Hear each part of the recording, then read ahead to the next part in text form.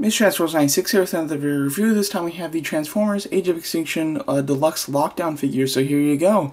So this is a figure that I've been looking forward to for so long. I love the character in the movie. When he started hitting eBay from China and whatnot, I couldn't resist, so I bought him. Spent 3 times retail, but I wanted him early, so I'm very happy to get him. And if people are asking, I got him from eBay, so yeah. Alright, here's the box. As you can see, standard, it is the Hasbro release. You do get the nice picture of the Lamborghini Aventador and a great picture of Lockdown himself. Really do love that they're doing the artwork on the top of the box. Looks very nice. Get a nice picture of the figure in both car and robot mode. You do get, I guess, his description with, Chinese writing on here, and like under it is his actual description. I don't know how that works, but yeah. The other is Strafe and Drift, so yeah. And of course on the side you do get another picture of Lockdown. So here he is in his alt mode, which is the Lamborghini Aventador, and overall it is very nice and just really great looking. As you can see, just super cool. I mean, the way that this design looks incredibly accurate to the movie and to the actual car. You do get the little Lamborghini symbol right there at the hood, which is really nice. Really do love it.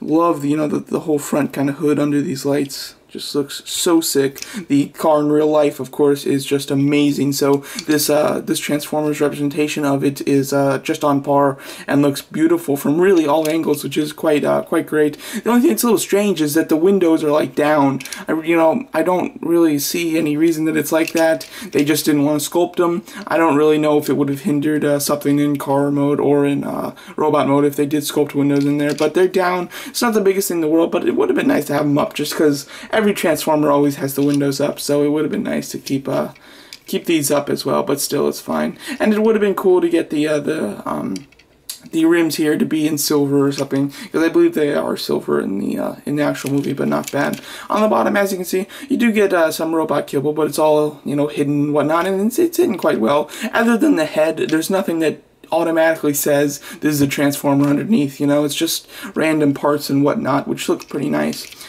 His weapon, of course, this is the gun that comes out of his head. He can hold it in robot mode as like a regular gun, as well as it does have these 2 little pegs here and 2 holes on the back, and you can just peg it in. It does look pretty nice. I mean, this gun is pretty decent. It's not like pointing way up like they are sometimes, and it's kind of flush on the back, which is nice. And it's not super bulky. It's just very long, but it still looks cool. And it fits fine on this car mode. But overall, love this car mode. I have to say, it is just fantastic and looks sick. Transformation, very easy. I've transformed him in and out of car mode multiple times just because it's fun, and it's just a really nice transformation. So to start it off, just open up the arms right here.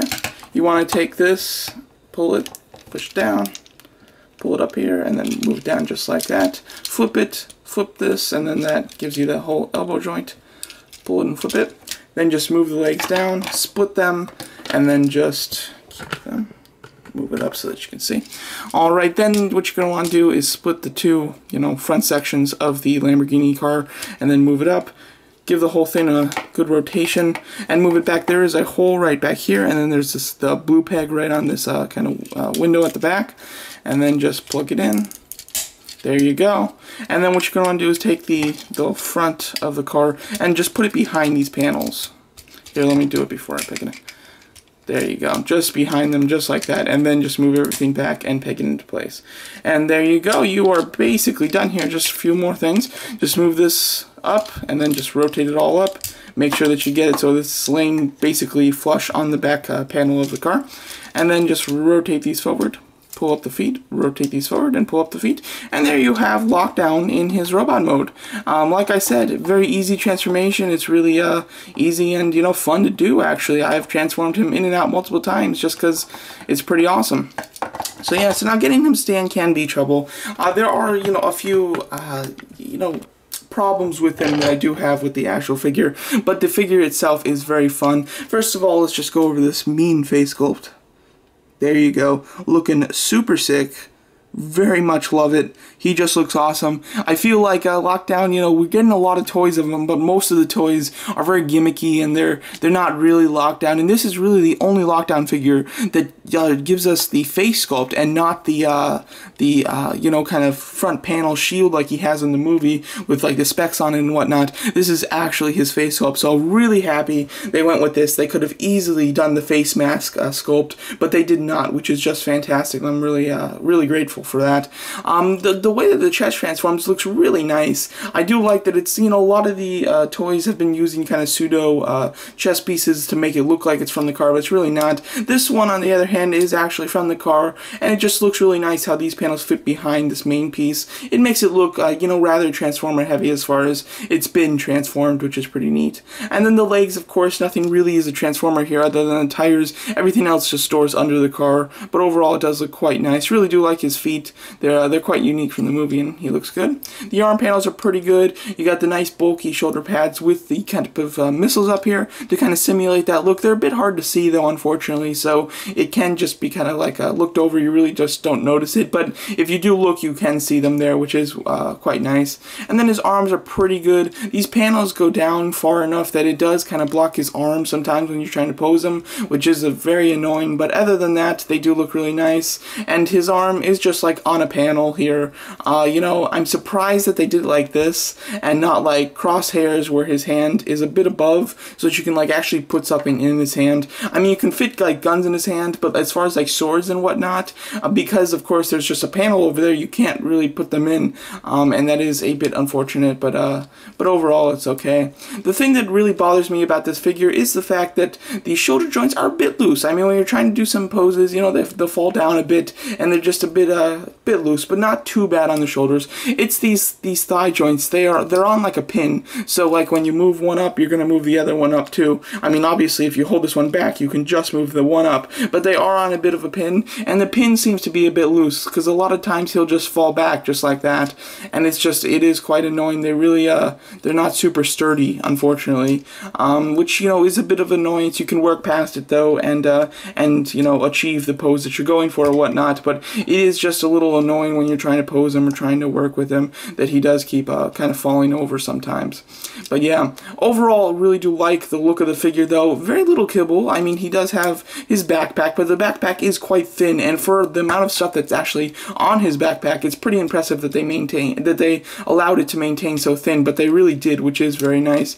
And it doesn't really hang down much. I mean, it's not very obtrusive, which is very cool, and I'm very happy about that. He does, of course, come with his gun, which can be held in his hand. It's a bit massive in his hand there, of course, though. I wish that there was a way, I wish that there was you know, peg up back here so that you can just kind of peg it in, and he can kind of have like a gun arm, because there were multiple times in the movie where he did actually transform his arm into a gun, so that would have looked a whole lot nicer. Or just had a peg over here so that you can kind of store it, make it look more like he's got a gun arm instead of him just holding a gun.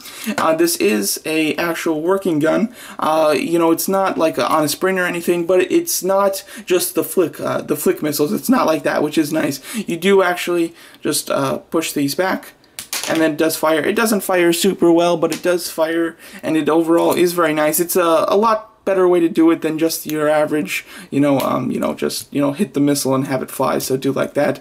There is a little peg right here in the middle, and on his head, of course, there is a little slot, and you can peg this in. The only thing that I have not really been able to do it where he's, let's see, oh, actually you can. Very happy about that. Okay, I thought for a while there, I thought that you had to unpeg his body section from this back piece because you couldn't slide it in from the back piece, but you actually can. You can give him the gun face look, which is really cool. Really do love this, and it is nice because he did use this twice in the movie, which is actually pretty neat. I prefer just without the missile, I have to say. I think it just looks better without it, but overall it looks very cool because you can kind of see through it without the missile, and it just looks a lot better. Overall, very nice. I'm not quite sure if how he fires this. Like in the game for your phone, he'll actually like hold handles on here, and then he'll fire it himself. I don't know, but overall he looks really cool. I mean, as ridiculous as this may look, it is, very accurate and just really quite awesome. I mean, it just looks very nice.